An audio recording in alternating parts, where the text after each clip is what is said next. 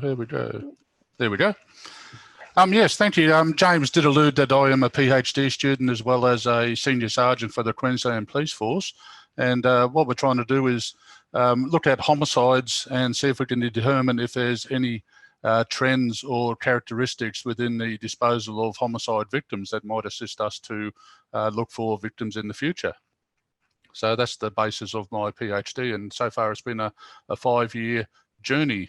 Not without its issues, but it's been quite enjoyable overall.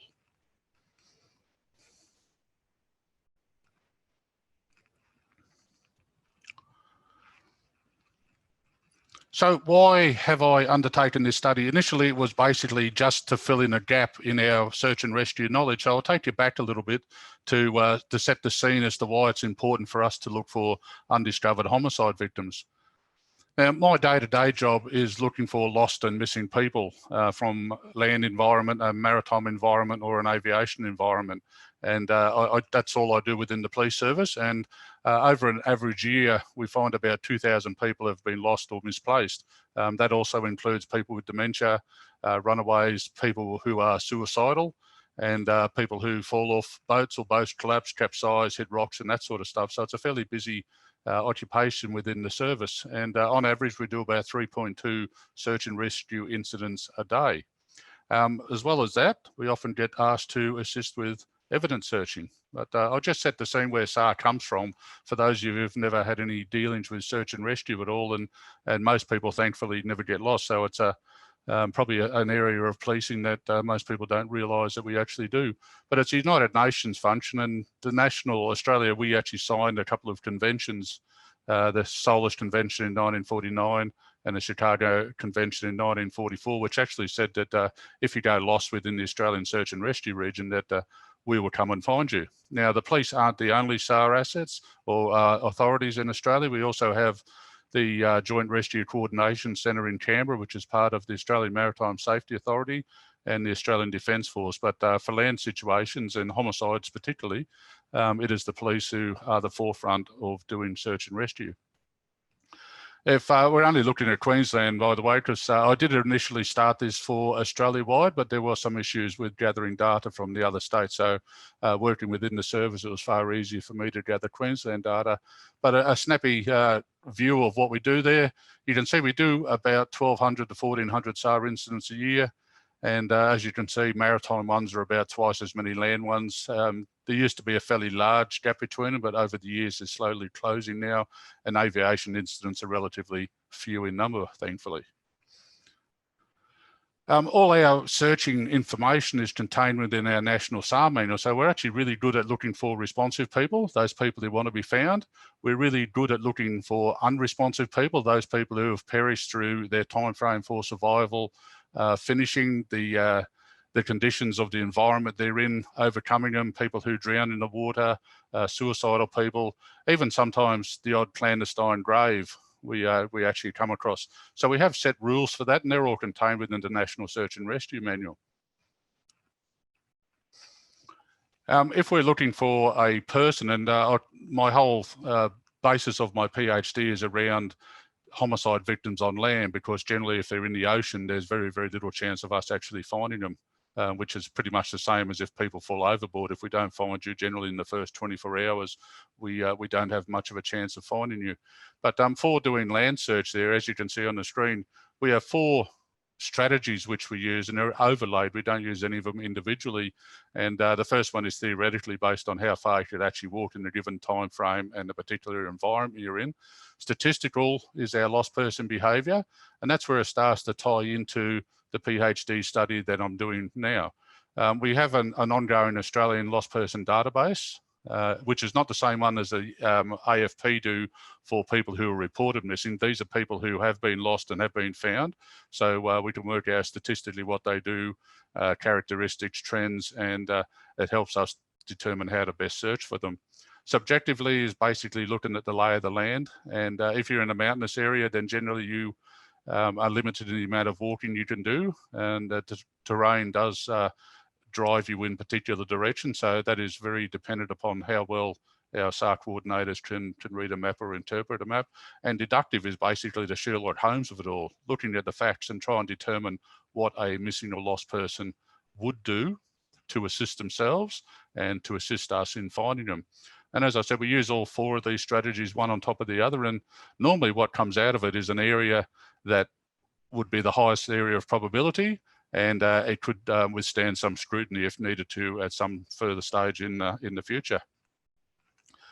What we end up with is in the statistical one, which is where our homicide victims come in, is that because we've looked at almost every land search incident in Australia since 2010, we can determine what most people do in most categories. And it's a thing, I suppose, about humanity, that regardless of where we come from or who we are, we all tend to follow the same sort of patterns with a very, very few variations.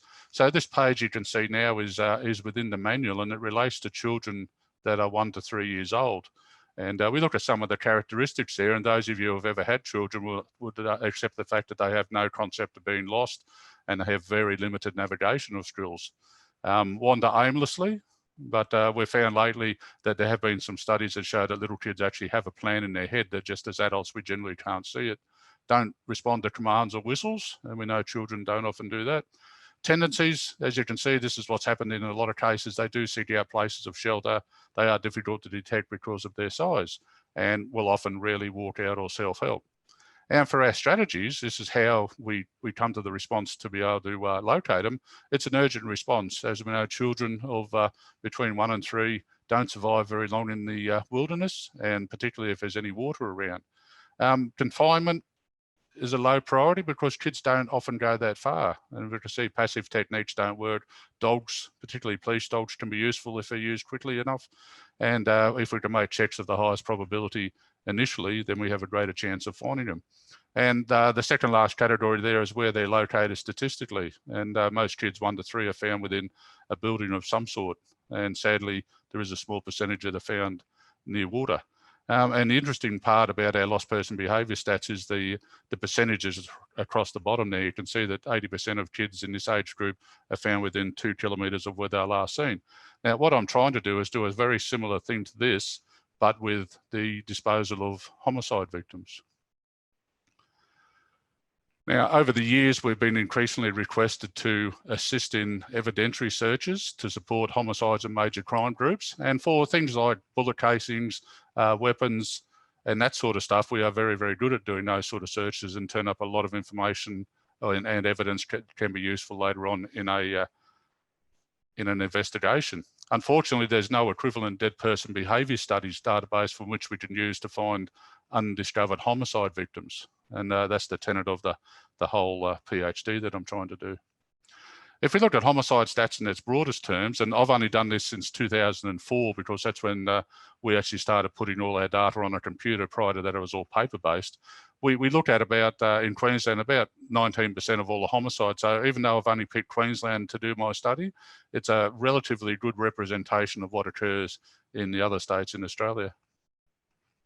Homicide over the last few years, it's gradually decreased despite what you would hear on the news. It seems like there's a homicide every night, but it's been going down, down, down until about 2017, and now we're starting a small slide upwards. Is that good? Well, having no homicides would obviously be ideal, but on the other token, having homicides, I suppose, is a reflection of the way we live in our society. We have about 245 homicides a year annually in Australia. Queensland has about 54, give or take 1 or 2. And that in itself is not a huge number when you look at other countries overseas. There are cities in the United States that actually have more homicides annually than we do as an entire country. But again, that reflects the way their society operates over there. But the most interesting thing about the homicide stats from my point of view is that there are between 5 and 10 or 5 and 12, depending on the year, of victims that aren't actually discovered at the scene where they were murdered. And this is where my interest comes in, to find those victims. Now, it's often been noted that 5 to 12 people a year is not a big number. So why are we worried about doing this for? Well, those 5 to 12 people belong to some families. And it's having spoken to some of the families involved there, not knowing is very, very cruel on families. And if we can find a person or the remains of a person, then it allows them to grieve a little bit better, and allows the justice system function a little bit better as well. So very small numbers, but in the scheme of things, I think it's a very important part of our society that we actually find all these victims and can return them to their families for decent burial and honouring. So the aim of the whole project is to develop a deceased victim behaviour strategy tool for analysis. And as I said before, the good thing is that humans tend to do the same things under the same stresses. And if we could come up with a tool, obviously it'll never be an exact tool because nothing in search and rescue is exact. It may actually give our search and rescue coordinators an idea of where to search, and may also suggest a lot of areas that aren't worth searching because no one's ever been disposed of in those areas. A side issue to that, I have been asked before, if I do this research and publish it, which it would be eventually, is that going to assist criminals in being able to dispose of victims in places that we would never look?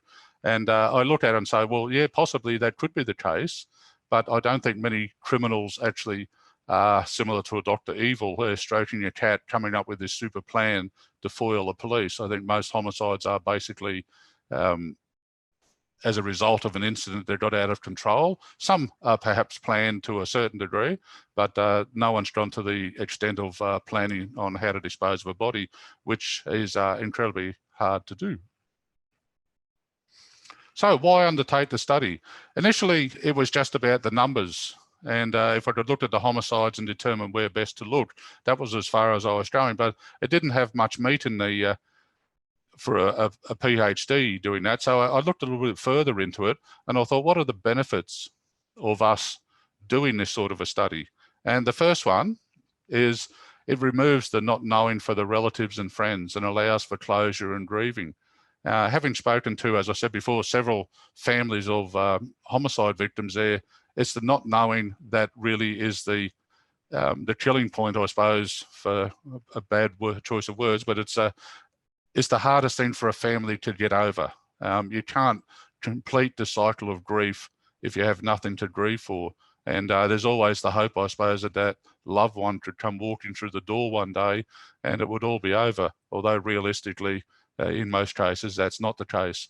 It's also a little bit strange that when I was looking at all the data there, closure for Australians, or Australians as I can figure it, is much about being able to bury a loved one, to have something to mourn, whereas closure for the Northern Hemisphere, particularly the USA and the UK, is more about the punishment for the offender.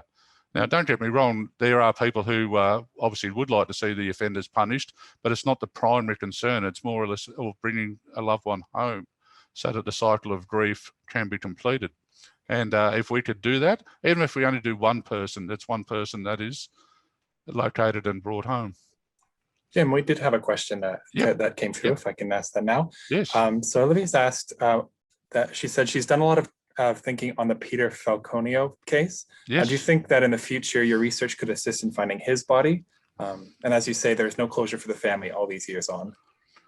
Peter Falconio is probably the pinnacle of this study. If we could go and find Peter wherever he was buried, I reckon that would be the proof in the pudding, and that would make this whole thing worthwhile. But it's not just Peter, I suppose, it's every one of the victims that have disappeared over the years in a homicide situation. And I know Australia's a big land, but he wouldn't have been taken all that far, I don't think. It's very hard to dispose of a body, and it's probably very incriminating if you have a body in the boot while you're trying to work out how to dispose of it. So I'm hoping this will give a better idea of where to search, and probably more importantly, where not to search. But yeah, I agree. If we could find Peter Falconio, that would be absolutely a stunning result, not just for us, but for his family as well. The second reason I thought about this study was the amount of scientific and evidence that you can find at the scene of the crime or where the victim is.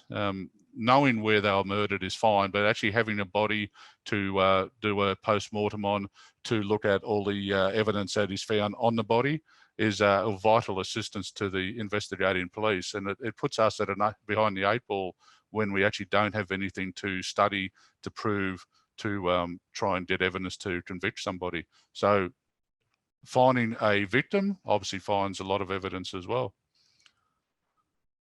the third part is it actually removes the necessity of the prosecution to prove that the victim is in fact deceased. And if you think about it, without having a body, it's incredibly hard to prove to someone that I don't exist anymore.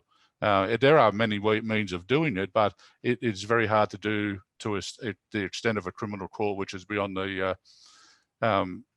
chances of probability. Obviously, we use social media, we use bank accounts, we use CCTV footage. We looked at their lifestyles and the fact that no one's seen them all in the past, but there's still, I suppose, that small percentage of times where people fake their disappearance, where people just want to drop out of society and go off the grid. But without a body, it is extremely hard to do. It doesn't say it's never been done, because it has, but it just means that the necessity on the prosecution, or the onus on the prosecution, is so much more. And not only just proving that the person is dead, but also that a particular person caused their death is far greater when you don't have the body to link the pieces together. And the last part I thought is, a successful prosecution obviously contributes to community safety, and with that flows confidence in the police service. And it's at the moment, Queensland Police run fairly high as far as confidence goes, but it only takes a few cases where we haven't been able to solve them for the community to think that we don't have the ability to do our job. So undertaking this study has a lot of effects through a lot of ranges in society, not just for search coordinators. It allows us to move forward in a lot of things, particularly with grieving and the prosecution system. Jim, we had another question come through. Yep. So Karen's asked, from the national homicide statistics per year in Australia, did you have a number just for far north Queensland? Not off the top of my head. They don't break it down too much as far as that goes. They collect a lot of information, particularly the Australian Bureau of Statistics and the Australian Homicide Monitoring Program, but it's generally not broken down into anything bar states. It could be, because most of the data is not identifiable, so you can't actually tell who the individual person is. So it could be done, but it would take a little bit of time to do that. I suppose I've had the benefit in that when I undertook this study to gather the data, I was able to use the actual homicide incidents. And even though most of my data is non-identifiable, it has no names or anything attached to it, it wouldn't be that hard to, particularly in Queensland, I suppose, to go through the newspapers and social media to find out who was who in any particular instance. The second thing, as I was doing my my study there are a lot of cases where people have studied the disposal of homicide victims, not from the extent where I'm trying to work out where they put them, but mostly from the extent of if we find a victim, how can we work out who the killer is? So I suppose it's profile, a criminal profile, as you would see on TV. I'm doing it the other way around, that we have a homicide, so where is the victim? But most of the subsets within the homicide that I found are really small, and most of them are around sexual serial killing, which is not all that prevalent in Australia. Yes, we do have rapes and murders, but we've only ever had 32 serial killers in the entire history of Australia as a nation. So it's not that many, whereas some countries like the USA, the FBI believes they may have anywhere up to 160 serial killers active at any one time. So for us, it's a very small area. And I've looked at through the data there's no previous studies aimed at locating deceased victims of crime that cover all categories of homicide. So I haven't singled out any particular category. Every homicide has been included in our data sets. So murder-suicides, murders as a part of a domestic violence scene, bikie murders, those sort of things are all included in this study. And as you can see there, Lundgren and Cantor identified the basic premise behind our lost person database, and that there are identifiable patterns in victim disposal within homicide incidents. But this is a first in that we're actually looking at who did the killing to try and find out where they would have disposed of a body, as opposed to the other way around. I found 25 successful homicide convictions without a body in Australia. I believe there are a couple more, but they're extremely hard to find within the databases, because we don't keep data on this sort of stuff, or not easily. So there's a few there. there are a lot more incidents, obviously, where a conviction was either not tried for, i.e. that they never arrested anybody or took them to court because there was insufficient evidence, or they were acquitted because the evidence didn't point to it. But the very fact we've had 25 successful convictions is, I suppose, a testament to the way our justice system does work, but it's also a testament to how much work police have to do to try and prove that all these people are actually dead when we've found the bodies of none of them. When you compare us to other places like the USA, they just top over 400 successful convictions for no body homicides, with a population that is far, far greater than us. Perhaps our justice system is a little bit more liberal in allowing juries to look at that. I'm not sure. So all the data that I did gather came from individual homicide reports. And so that meant reading the whole 729 homicides we've had since 2004 and taking out a small bit of information in there. As I said earlier, it's all non-identifiable because I'm not actually interested in the person. I'm interested in what was done to each of the victims. And it might sound a little bit callous, I suppose, but to provide the data in a scientific manner, I suppose, it has to be looked at with a cold eye. I did go through the Australian Bureau of Statistics data and the National Homicide Monitoring Program data, but that's generally always outdated because it sometimes takes up to 2 years for each individual police service to provide the information to the groups. So things I was looking for, obviously the incident number. So we didn't get duplication in the system, and the actual data at the very end of it has the number removed. I was looking at the offender, their age and their sex, the victim, their age and their sex. The relationship was the biggest part of my research. And you probably realise that there are a lot of domestic violence incidents and homicides come from them as well. But there are a smattering all over the place. And the only ones that I found that didn't have a recorded homicide in the last almost 2 decades was same partner relationships. They either very, very workable, or they have the sense to walk away from each other sometimes. But there's been no homicides with same partners, not that I could find anyway. The location of the incident, obviously it's easy to find out where a homicide occurred. It's very hard to find out where the victim was. The time, date, location. In those cases where a body was found, where they were located, weapons used, methods of transport, that sort of stuff. All of this puts together to give us a profile of the relationships between the two people and the disposal methods. I also took it one step further in that I went and looked at the height-weight disparity to see whether extra height or extra weight had an effect on victim disposal. And it turns out, yes, there are some great disparities, but most of those related to parents killing their children. So you imagine there's a 50 or 60 kilo disadvantage. There's also a maturity disadvantage, but the majority of them are within 10 or 15 kilos of each other. So there's been no particular advantage to the offender or the victim in most incidents. Why would I worry about the location and weapons used? Well, obviously, the more holes we put in the human body, the quicker they decompose.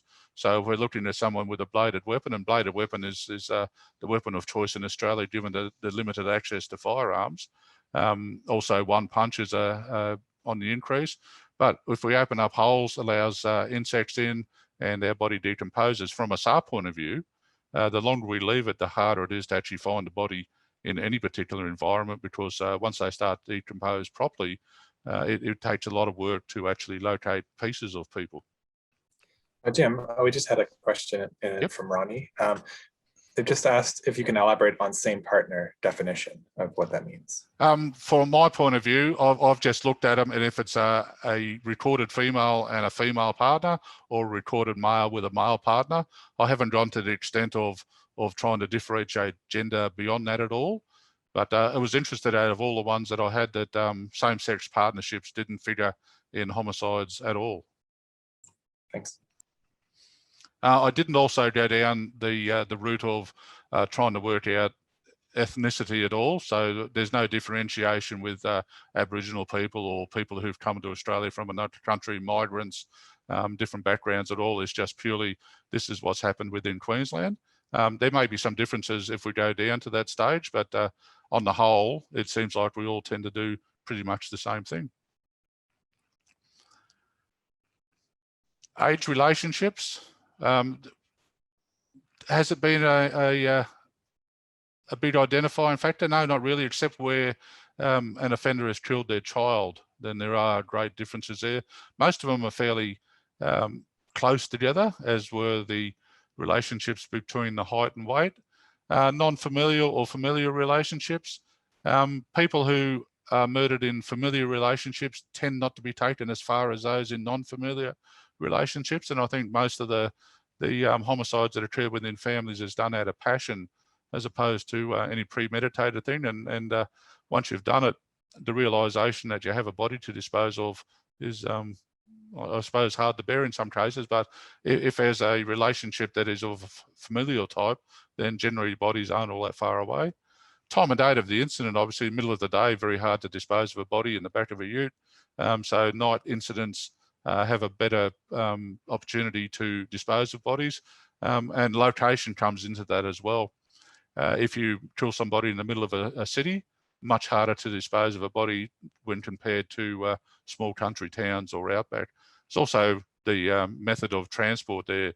If you don't have a vehicle, it does make it hard, although there is one incidence of a fella in Queensland here who put his body into, or pieces of his body into suitcases and took them on the train to various locations around Brisbane. So it's not insurmountable, it just makes life a little bit difficult. And the method of disposal, which was interesting there, are bodies just laid on the ground? Has there been any attempt to cover them? Are they buried? Full burials are very, very rare. Shallow graves are fairly common, and by what that I mean is just a depression in the ground, and they put a body in there and covered up with whatever was around, so branches, leaves, a little bit of earth. A lot of times bodies are just placed in the in an environment and covered up without any trying to hide them at all, and sometimes they're just dumped on the side of the road. Those sort of things there tie really closely with the relationships, so which will contribute to having some dead person behaviour later on. So, as you saw earlier in our lost person behaviour, I'm hoping to have a very similar thing here.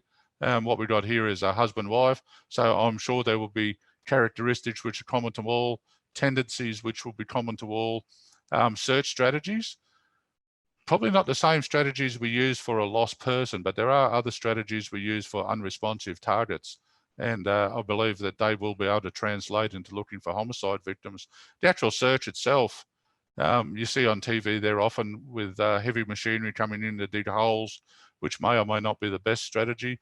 And there have been some experiments with cadavers in the ground to work out how shallow graves or how real graves decompose and how we can identify them later on. A lot of work done with ground penetrating radar, electrical resistivity, but the way it is at the moment, the Mark I eyeball is probably the best way for us to find a homicide victim in the bush. But that'll be the last part of this project, will be, can we tighten up our search techniques to better be able to look for shallow or clandestine graves. Validation of any findings. Well, obviously that's a key part of doing a PhD. So when the findings are fully crunched and we get some numbers there, then I will go back, and I've been collecting homicide incidents for a long time now, go back through historical ones and ones that have occurred since I started this project to see whether our findings are in line with the actual incidents themselves. So far, we've worked out, or it's worked for 5 times, and 5 people have been found through our system here. But obviously, I'd like a lot more than that, just to prove that what we're doing is statistically valid and has some meaning in the way we do things. I had another question come through, Yep. Jim, if I can take a moment there. We've got a question asked, do you think your research could help assist in bringing justice for offenders of killing their victim and disposing of the bodies, making it look like a suicide attempt?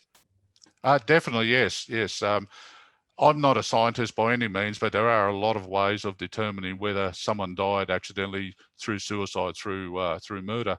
A lot of it comes down to the post-mortem. A lot of it comes down to the way the victim was found, which as one of the reasons we alluded to before as to why I'm doing this project, finding the victim gives us a massive amount of evidence that can It actually works both ways. It can prove that someone was murdered, but it could also prove in a case that clearly looks like murder that it possibly wasn't. So because it has to be apolitical, I suppose, scientific examination there can work both ways, but it definitely can assist trying to foil someone's attempt at hiding a murder.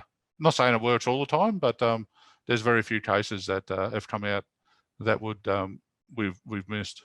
So actually a very good point there, because I'm sure some people would have thought about doing that. And would you think you would have a profile for this, like you did with husband and wife, based on the science? I imagine we could. I've never actually looked down that path. That's probably a little bit of an addendum to what I'm doing, but it's definitely worth looking at. There are a lot of murder-suicides, but I don't recall any of those where an attempt has been made to actually hide the murder of the person or make it look like a suicide. But I know there have been a lot of instances where the incident looked like a suicide, but subsequently was proved not to be. But yeah, it would be very interesting to take this a little bit further and see what we could find. I don't think this ever has an end to it, like most PhD theses. They always leads on to something else. So what I'm hoping to do is have all these findings put into an appendix in the National SAR manual after the lost person behaviour data that's in there, and that it'll assist search and rescue coordinators in Australia identify areas that are worth searching. As I said earlier, it won't be an exact science. It won't say you should search 10 metres from the post and 3 metres to the left. It'll never be like that. But at the moment, we've worked out there is a certain range that people go in and don't go any further. There's distances from roadways that we've never had anybody go any further. So the searching of a 10,000 hectare paddock in the middle is generally not something that we would do, because people just don't carry bodies that far. And unfortunately, literally, a dead person is a natural dead weight, and we are extremely hard to dispose of. Have there been times where people have tried to fool us? Yeah, there are times where people have ignited a body or tried to cremate it so we couldn't find it. There's been times where people have boiled bodies to remove the flesh and then ground up the bones, but people have flushed pieces down the toilets. But it's incredibly hard to dispose of a human body. We are incredibly resilient. And there's a couple of selected ones that I found that were located as a result of a search. You probably noticed the first 5 there, the last victims of Ivan Milat. And initially the first 2 were found, and these ones were found as a result of a search in the area. Daniel Morecambe, well, we searched for 7 or 8 years for him, and we did a number of searches until ultimately we were given a location. Nina Lewis, she was murdered and thrown into the Brisbane River. Jolene Mills, killed by her husband. Alison Baden-Clay, very famous one, where she was taken 11 kilometres away and just dumped. Stephanie Stott, sad lady who was murdered just before her wedding. And Jade Kendall was murdered after a date. But all of those people were found as a result of a search, because we looked at the data and were able to say, given the relationship and that, they could be found within this sort of distance. We had a couple of questions come in about your data for your research. On the first one, thank you for an interesting and informative topic. With your analysis and your data, has that been used in other states? And also, have you been able to use it as a backup in court? It has been used in other states. It's worked 5 times, and it worked half a time, but I got the distance wrong in that case, but the disposal area was okay. It has been used 5 times. I don't believe any of these instances have gone to court yet, but it could be the case where I might have to get up in court and provide how we got the evidence to get there. I do that often in land searches anyway, as to why we determine where to search for those sort of people. But I suppose there would become a day where it would have to be tested legally, although it's only a tool in amongst the 1,000 tools that we would use for a homicide. So locating the body, could they allude to the fact that we knew where the body was, so therefore we're party to the crime? I don't know, but yeah, I would look forward to that day, because I think it would be an interesting tussle within the court system to show that this actually does work, which I believe it does. Thanks. And the other question from James, when validating your research, Are you using existing field search coordinators, or do you have a special group of officers focusing on that topic? No, I have a fairly wide range of SAR coordinators within Queensland covering land, marine and aviation. And as they do their jobs throughout the state, then I use the data that they collect. So we don't actually have a cold homicide SAR group at all, because Queensland is such a large place. We use people of opportunity wherever the incident occurs. So I suppose in that respect, it'll give it a little bit more validity in that we're not predisposing our SAR coordinators to look for a particular thing. I think that's about where we can go for that one. Thanks. That's it for now. So that's about where we are. Has it helped us at all? Yes, it has. Is it an ongoing assistance for it? Yes, it is, with the law changes that say if there's no body, there's no parole. And there are some people in jail at the moment who've are in there because we have no body. So often we go back and look at those cases. But I suppose it's a very niche area, one that's not considered very much. But I think if you were one of the families that had a victim that was, we believe, murdered and has never been found, then this might be something that you would be hoping would work so that we could return a loved one into your own care. But anyway, thank you very much for spending the time listening.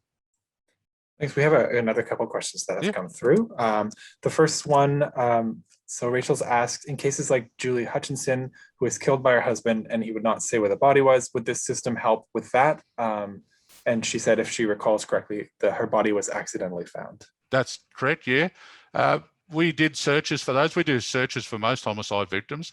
At the end of the day, that one there, it would have fitted within our parameters. She was found accidentally, I believe, through a fire through a property.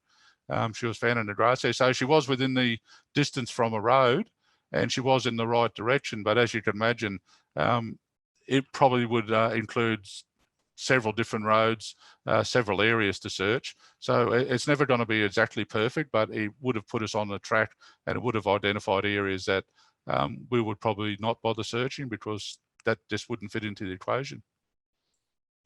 And then Stephen says that he's working as in the field of lost person behavior for lost tourists. Do you expect that there could be a crossover between your work and live person searches? Oh, definitely. Or because I do live person searches anyway, there's definitely a crossover, and I believe that the strategies we use now with slight modification could be included to search for basically any target as long as we have the data that would make it valid. Another question, Matthew Levison is a person who was murdered by his same-sex partner. His body was found when his partner told the police where he was for immunity. I'm not sure where that was, but that's a comment. It must be, well, I'm not going to stick my neck out and say it wasn't in Queensland because it had happened before 2004. I wouldn't have noticed it, but it could have been another one. I'm just, and I did open my mouth, that I'm pretty certain the ones that I've done in Queensland don't have same-sex partners, but I'm happy to be proven wrong. And then another comment here from Daryl. If the research speeds up the process of finding a victim, I know a lot of SCS members will be happy. So thanks for all your hard work, from Daryl. That's a really valid point too, because as I said, the longer we leave it, the harder it is to find them, but the more yucky victims are to find. And any SCS person would attest to the fact that whether they were murdered or just died because of exposure or hypothermia, you can't unsee that sort of stuff. So if we can save it, then that's perfect. Thanks. And then one other question. What's the most interesting case or crime scene that you've experienced in your time? I think off the top of my head, it would be when Heather Edgerton was located. She was killed in a thrill killing at Mount Lindsay in 1990, and her body was found 19 kilometres away. Sadly for her, because she was just up there taking pictures of Mount Lindsay, and there's just one of those ones that was in the wrong place at the wrong time. But I think every single one of them, and I don't go to them all because that's not my particular job now. I just make sure the system works.